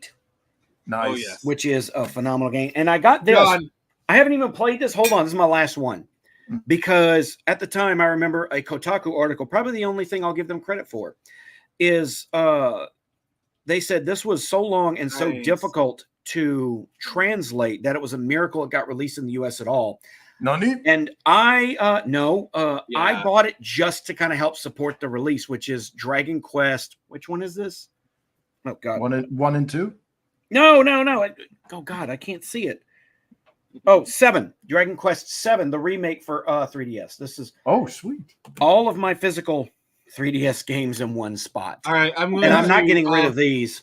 I'm going to solo myself real quick. I want to show you guys this. This is Bravely Default. Oh my God, is this a gorgeous game? No feet. Nobody has feet. But John, Did you play the best 3DS game ever? Which one is that? It better not be Pokemon. No. This is the best 3DS game ever, Oh, and I yeah. will not. Didn't they? I thought that never got released. Oh No. yeah, there's two of them. What? Well, the sequel hasn't been released yet. It's coming for the Switch. Oh my god, I love this game. I bought this game day one. I'm like I pre-ordered it. I've owned this game. I freaking love this game so much. Huh? Yeah. I feel like that I could have swore that I saw it was canceled. No, it came out. And it came out on the 3DS, and it is amazing. And they're actually doing a sequel. It's coming out on the Switch. Dave, the Dragon Quest 8 port on the DS is good. You know what's not good? Way back in the day, I think I bought my by Nix. Dragon Quest 7. Have a good one, Nix. I think that I bought the what was it on my iPhone? My first iPhone. I bought the Dragon Quest 8 port for that phone, and I was about an hour into it. I'm like, something's wrong. East Fenrir. It was interesting. Good to see you, Fenrir. I'll catch you later. It had interesting controls that let you kind of control things with your thumb moving around, so you could play it with like one hand, like most people hold their phones. But something was off, and I couldn't put my finger on it. And then I got about an hour and a half into the game, and then it hit me. The score was wrong. It was not orchestral. It was MIDI-fied. Oh no! And I was like, oh no. I got through a couple of battles. Like, okay, because this battle theme is my favorite battle theme of all JRPGs of all time. It's so addictive to listen to. Well, So see, it's that's wrong. Dragon Quest does that all the time. For their original release of a Dragon Quest game, you'll have like a MIDI soundtrack, and then they do a re-release with the orchestral theme. Like they do that every single time. Like the original PS4 version, Dragon Quest 11, had a MIDI theme, and people didn't like that. And then when the Switch version came out, the Definitive Edition, then you had the orchestra theme, and then they re-released the Definitive Edition on the PS4. They do this. They've been doing this since Dragon Quest 8.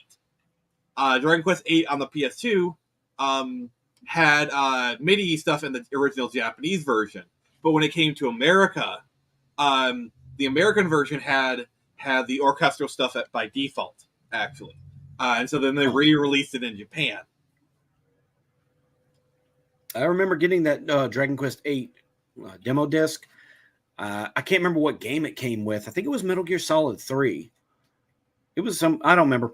But I remember I had it on pause, and I was just listening to that music. It was just gorgeous. It was one of my favorite. And it was maybe the first JRPG that really gave that feel of you're walking from one side of the world to the other on this journey. Because I love it's a little JRPG. grind heavy, but still. Yeah, like Bravely Default has beautiful music to it. A lot of JRPGs actually do tend to have really beautiful music. I've gotten to the point where like I can name some of my favorite Japanese composers, like Motoi Sakuraba, who does a lot of the Tales of, Golden Sun, Star Ocean stuff.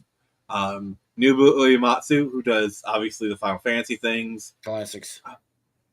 There's Mitsuru Yame, who does a lot of the Castlevania stuff. There's more to it. I'm just naming off the top of my head. Honestly, I need to give Xenoblade a go.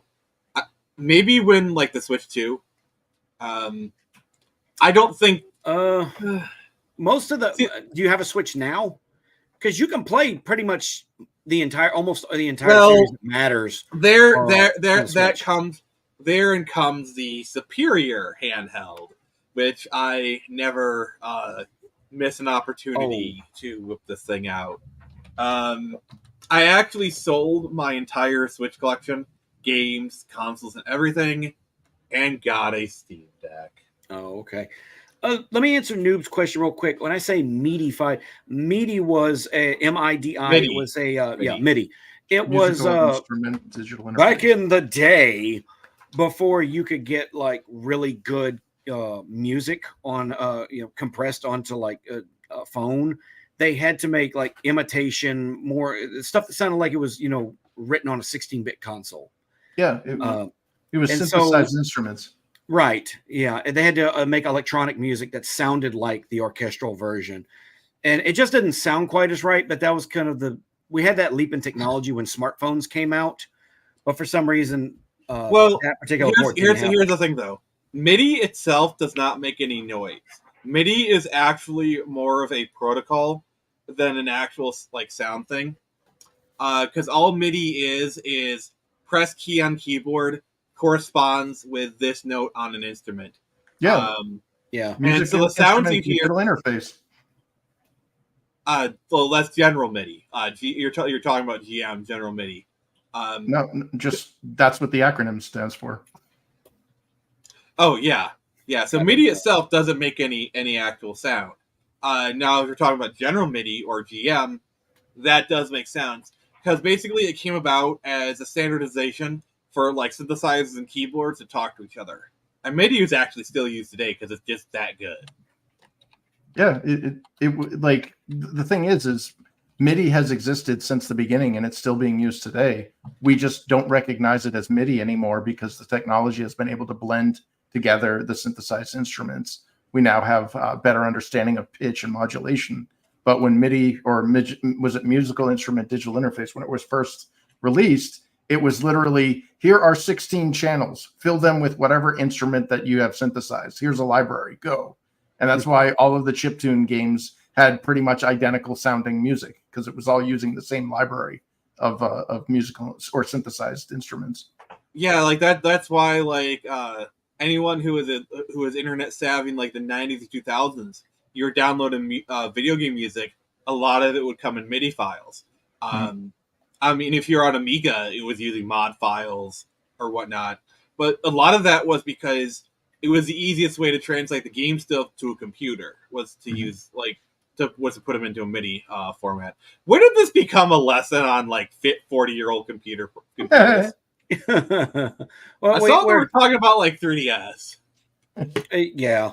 Hey, the music on these was better than I mean, port. Dave, that's exactly what it is, and it's. I mean, it's a little bit more than that, but essentially, it is a handheld PC, and it's glorious. But yeah. Mm-hmm. Well, because I don't know, I've always been a handheld guy. I never really had. I've always been like handheld and PC, so that's why the Steam Deck is like perfect for me because like I love PC and I love handhelds, and it's like a perfect combination. And I love the Switch. I think the Switch was a great platform. I'm actually kind of excited for the Switch 2 because apparently it's going to be like PS4 Pro levels of power with like DLSS tech. So I'm kind of interested. I'm curious to what they're going to do and whether or not it's going to be backwards compatible or not. But even if it's not, I'm going to tell you this. I'm going to tell you this. I am never getting rid of any more of my physical stuff. I'm never. If you knew how much of my former systems, consoles, and their libraries I turned into GameStop fodder, dude, it hurts to think about. I had a PS2 and so many games. I had so much for the 360. I still have my PS4 and it's kind of chugging along still fine, but man, I still have a bunch of PS3 games back there on that shelf behind me. My thought was always is if it's backwards compatible, that's great. I don't have to really get rid of my library, and I never really cared for when they didn't do that. And Nintendo is kind of pernicious with it. Like there's so much great stuff that's locked on some of their consoles, and I'll give you patient zero for that. Yeah. Hey, Bucky. This is the biggest, saddest part about this is that not only is this game locked on the Wii U, the store you had to download almost and fill up like half of your HD drive with graphics boosters that it could only get from the store now, and you can't do that anymore. So if I wanted to play this, I would have to find out a Wii U console that already had that stuff downloaded to it in order to play it. And if it broke, I'm out of luck because they don't fix them anymore. Well, should I show John and also there's also the fact that like Wii U's have actually been dying on people. Like like Wii U's have been dying on mass. This is why I emulate everything. I have Xenoblade Chronicles X on my computer. I understand. Well, it has all the downloaded Xenoblade Chronicles X on my Steam Deck. Well, it has all the stuff downloaded because, like you said, Nintendo is very pernicious. That's a really good definition for that because How many times have you rebought the same game from Nintendo? Yeah. Like, Yeah. it's ridiculous. And I don't Like, how many understand why times they have you bought can't. Super Mario Brothers? I don't understand why they can't put like big compilation collections of some of their That's older kind games. of the point of the Switch Online. But even then though, Nick, they do not put everything on. They drip a little bit out over time, and then they seem to just forget about it. They did it with the Wii. They did it with the Wii U, the Switch. It's a pittance. It really is. They don't give you any incentive to. And it could be so easy if they could just drop almost everything that they have in their back catalog. Well, It's also anticipation, because announcing a game is coming, it drives hype. Like, oh, look, this game that for example, like people are talking about Pokemon Mystery Dungeon coming to the Switch Online. Like, that actually generated hype. Like, people are talking about, why don't they just dump all the Pokemon games on there? Because, yeah, that would be a big news. Like, Pokemon coming to the 3DS was a big freaking deal. Like, this is a Pokemon Red and Blue Special Edition, by the way. It's actually kind of worth some money, but whatever. My son has his Christmas present, which was one of those, a 3DS, but it was the special edition black and gold Zelda Melee edition. said. Oh, nice. And unfortunately, the it does World not 3DS work. is genuine gorgeous. That was Because, my first 3DS. Yeah, because it was caught in a flood, so it got flooded. Oh. It doesn't work. He still kept it. I think that I'm pretty sure I could find somebody who could, put the guts of another 3DS in there. Yep. Yeah. That case alone is worth money. Like, even if your system is dead, like, you could still eBay that sucker and make some cash. Literally, if you go on eBay for these are retailing for like $300-$400. Jesus Christ. These is worth more than a PS5. Well, that console means something to him, so he's not going to do that. So. Yeah.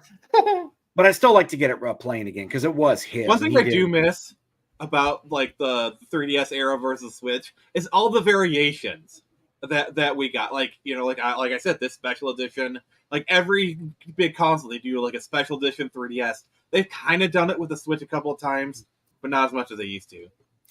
You know what special edition I always wanted and never managed to get a hold of? What? When the Game Boy era was still going on, they released, remember the Game Boy SPs, the ones that were the first ones that folded. Yep. Those were cool. They released I had one AGS 101 for the longest time. They were great. They had the ones that were had the original Nintendo controller color scheme. Oh, God. Yeah. And I never wanted one, and I never got one. Tape on it. Like, no! Like, the face button actually felt like a Nintendo on it. It did, and I got like another one, and I bought one of those old school. Remember they used to sell skins for your consoles. Yep. I tried to do that, but like it peels up after a while. They don't stick very well. Yeah. So that was disappointing. And I can find what nowadays finding getting anything physical from the secondhand market. It's ridiculously expensive. Because look, that's why, guys, if I do play, I mod consoles and I just download them because I understand. But look, it's ridiculous. I refuse to pay. I'm sorry. I will not pay $100 for Pokemon Blue.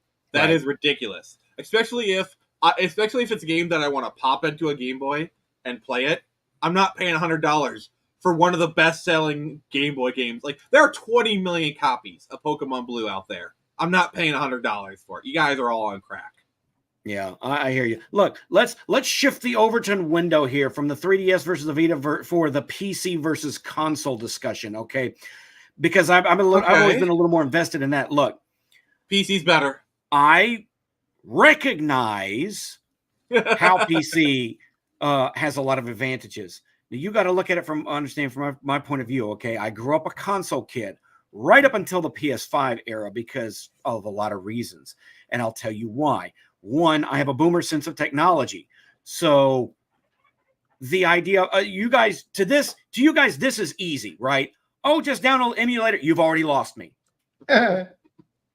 Mod this. I don't know how to do that.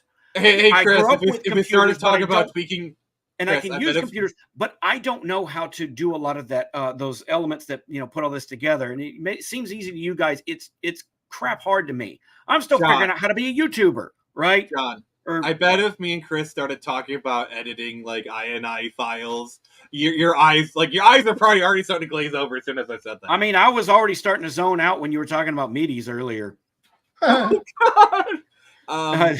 you obviously knew more than I did, but look, I couldn't explain any better. But look, there's to me this is what I liked the most about consoles. Okay, game, system, insert, play. Yeah, convenience was always the console's advantage. But even nowadays, even that's kind of eroding away. No, yeah, I was just gonna try to say that. Yeah, like, does that mean that like the last two console generations have been pretty much a miss for you? For me, no. Well, no. Thank you, I appreciate that. Yes, yes. No. Peak gaming is having a Switch, a desktop PC, either a laptop or desktop, and a Steam Deck and a Switch. Yeah, that is peak gaming. Everly Music is kind of right. Yeah. I was kind of okay with the PS4 era. It had a lot of good downloadables. It had a lot of decent games to play. When the PS5 hit, and it's like, now I've said this before, I have never bought a console in its first year on the market because I know, like everyone else should know, that there's not really going to be that many releases. You have to give the devs a couple years to get their releases going. Yep. The best games you're going to get for any system are always going to be in the last half of its life. Arguably, the last 2 years it's out.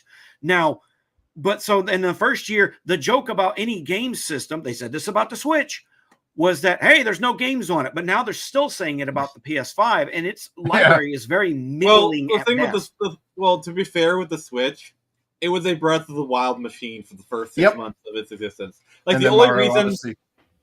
but it was mostly a Breath of the Wild machine for the first 6 months. That was literally, like, I remember when the Switch came out, they called it Breath of the Wild machine. Well, that's how you sell a console. You don't sell the hardware. That's what these console manufacturers are failing hard on, is that people did not buy a Nintendo Entertainment System. They bought Super Mario Brothers. People didn't buy an original Xbox. They bought Halo. That's how you sell it. It's called a killer app. I haven't bought an Xbox system since the 360 because they just seems like they just don't know what they're doing. Yeah, I find it hilarious.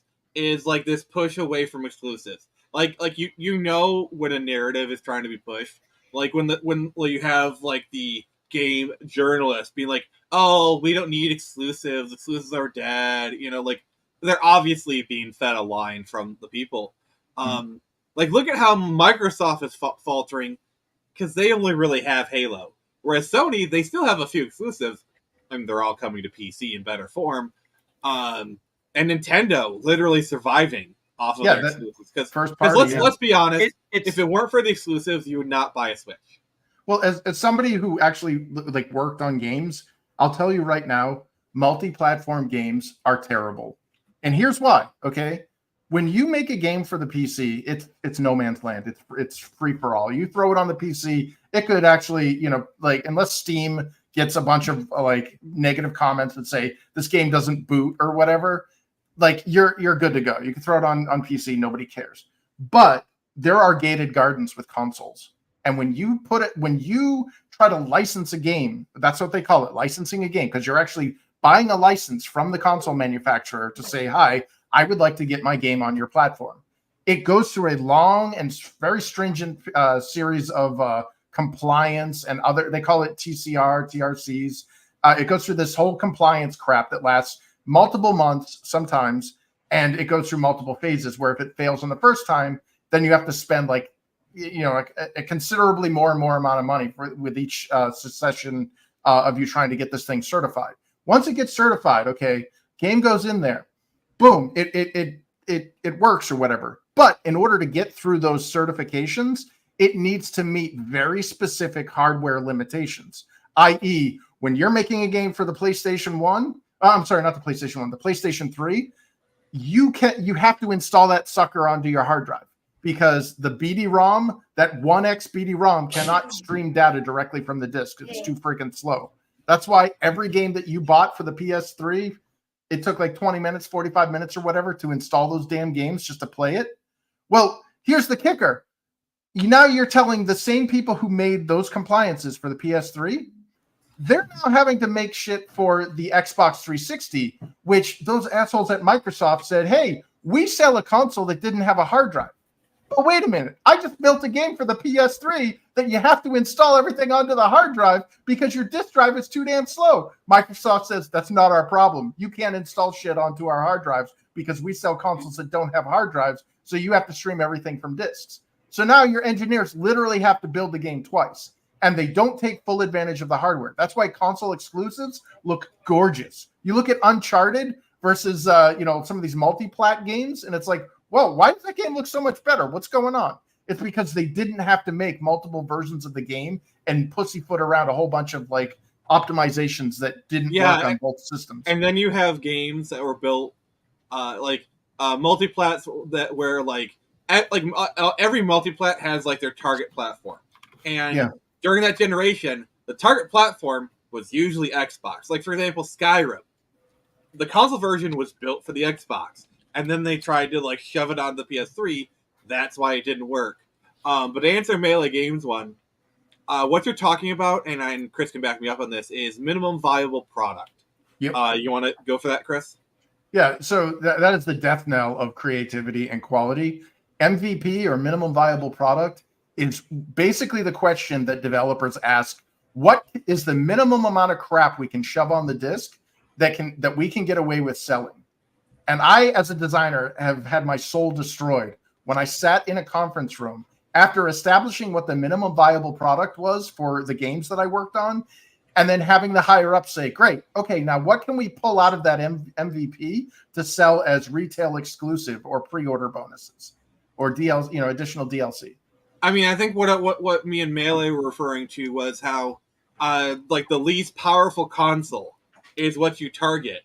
And like the Xbox Series has hamstrung this generation. Yeah, that's a little different.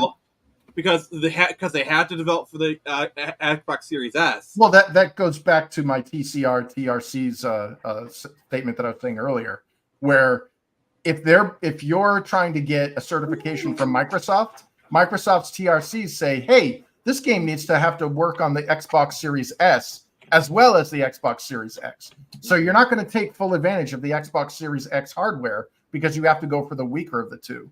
And when you go multi-platform, that gets even worse.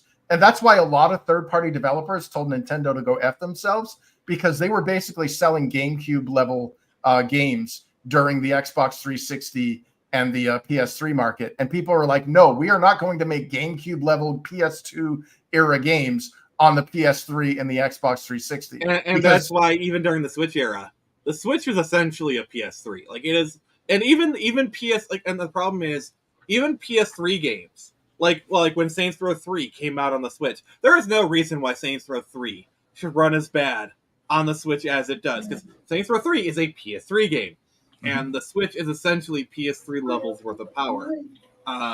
Like the Switch could run PS4 games, like Witcher 3 or other games, decently well. I feel like if Sony made a separate system, and all it did was emulate PlayStation 1, 2, 3, and 4 games, physical games, it would probably outsell the PS5. So what you're asking for is a PlayStation emulator, but portable.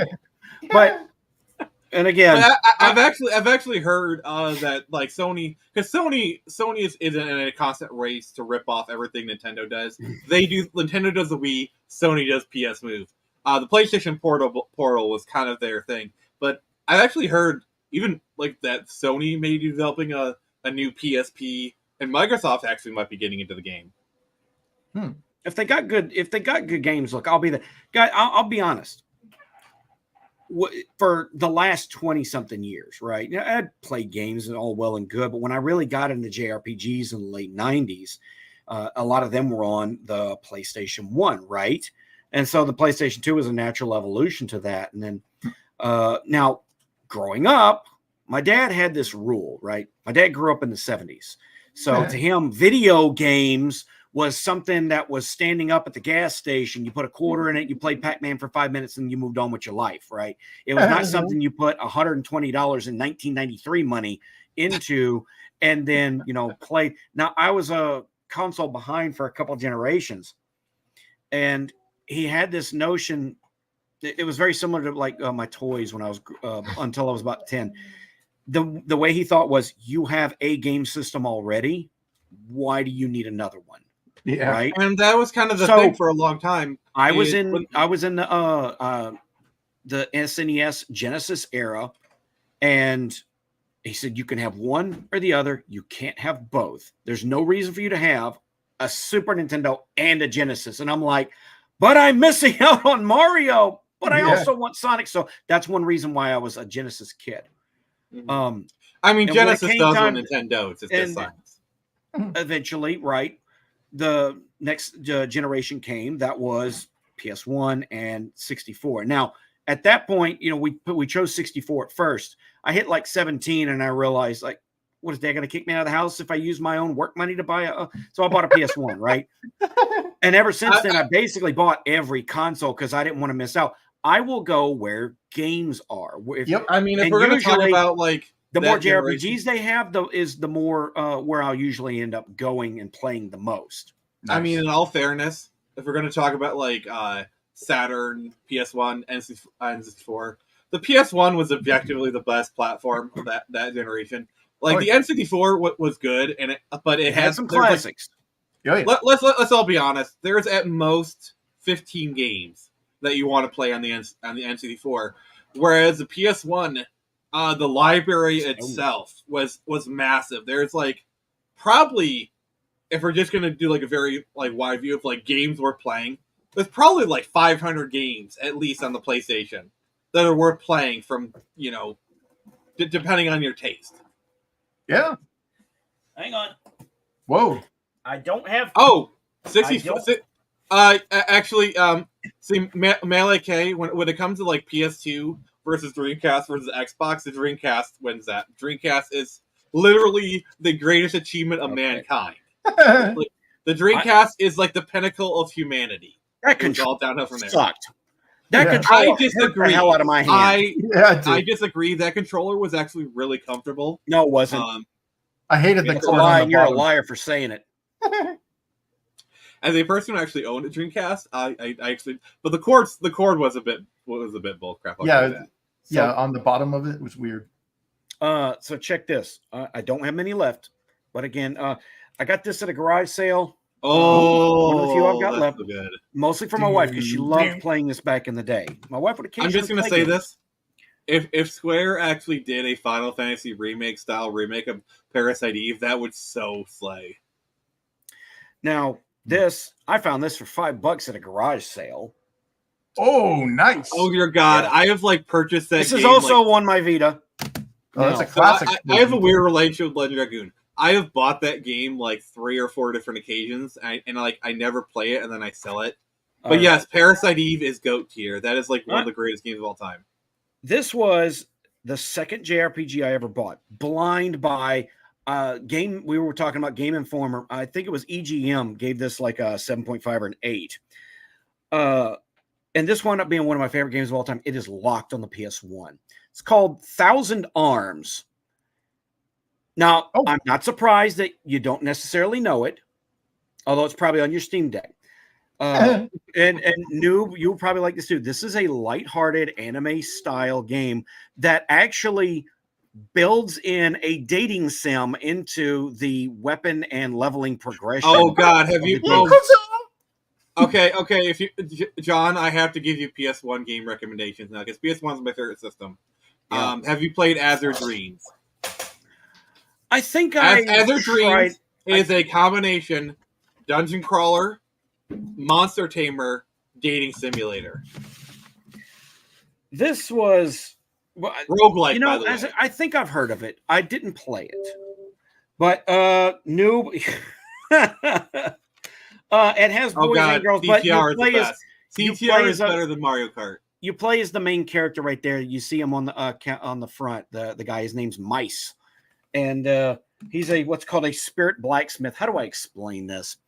basically, you can date any of the girls in the party, and every major location has a girl that you can also date. I think there's like 9 total. You go up to them. Lucky. You take them on these dates where it's basically like they have questions, right, or comments, and you have to give an answer you feel is right. And some of them are easy. Like there's one girl in a city that she's obsessed with cleanliness and taking baths, and so this is PG-13, by the way. It does not get racy at all. But so like if she you give her a gift of soap, she'll like it. Whereas another girl in another city wouldn't care for that. They've got over the old dating manual. If you want to dazzle a girl, you must. No, sorry, noob. You can't date dudes. You play as a dude, and you can only date the girls. Sorry, it's not. I'm a dude that looks like another dude playing another dude. And it's fun. It's lighthearted. It's like watching a lighthearted anime. It's not without its problems, but it's just it's just one of the things that's fun. It was published by Atlas, but it was done by 2K Games. Guys, can you? Not all. Right, John, have you played Breath of Fire 3? Yeah, I've gotten a little bit into it. I've never finished it, unfortunately. Got it on, I got it on here. But yeah, also, if you haven't played Cynthia the Night, I'm gonna have to boot you from the stream. That's probably my favorite soundtrack of all time. One of my favorite games of all. Oh, okay. Well, understandable. Noob's a girl. She wants to date the boys. Yeah, that's fine. But let's wrap things up here. I declare the 3DS the winner because fuck you, John. Damn. Agree to disagree. Now, if you excuse Civil me, War. take a drink from this copium here. Copium here. All right. So Chris, where can people find you and what you got going on? Oh yeah, well, like I had showed off with the trailer earlier in the stream, we're working on book 2. You can catch out more information about it on infinitetailchronicles.com or head on over to X and follow me at Infinitale Comic and see me make see me shit post on there. But yeah, I also have some information about the upcoming events, and hopefully we'll have some more stuff to show off very soon as well. So yeah, thanks for having me on. Nice. John, who is your daddy and what does he do? I'm your daddy, and you can find my books on Amazon. I've only got the one now. The Black Crown is available on Kindle Unlimited in hardback and paperback. The hardback is relatively new, and it's the superior version. The formatting is better. It looks great. And still getting folks buying it to this day. I've sold several copies this month yet. The beginning of the month is literally dozens. The beginning of the month is every indie author's worst day because it resets how many people bought your book to 0 because it counts it up by every month. And I'm working on book 2 of Age of Adventures. About 30,000 words into it right now. I'm still working on it, still chipping away at it, trying to get it done, and hopefully have it, ready before the year's end. So that's all good and going on. You can find me here on YouTube, on Rumble. I'm also on Odyssey and on X as at BLK Crown Author. You finally found a handle that Twitter wouldn't ban. Shh, we're streaming on X. Anyway, so thank you for joining us. Please do not forget to like the stream both on our channels, and if you haven't yet, please check out my campaign. I will be shilling this on Iron Age Nights in about an hour or so. So for those who watch that show, yes, you'll be there to harass me in the chat, and you guys will see me there. But hey, we're doing really good. I am really, really happy. Thank you, Chris. Johnny, we're wrapping up. Sorry. Oh, cool. Thank you, Chris, as always. Thank you, Nix. Fuck you, John. Damn. And remember, I can only show you the door. You're the ones to walk through it. Never.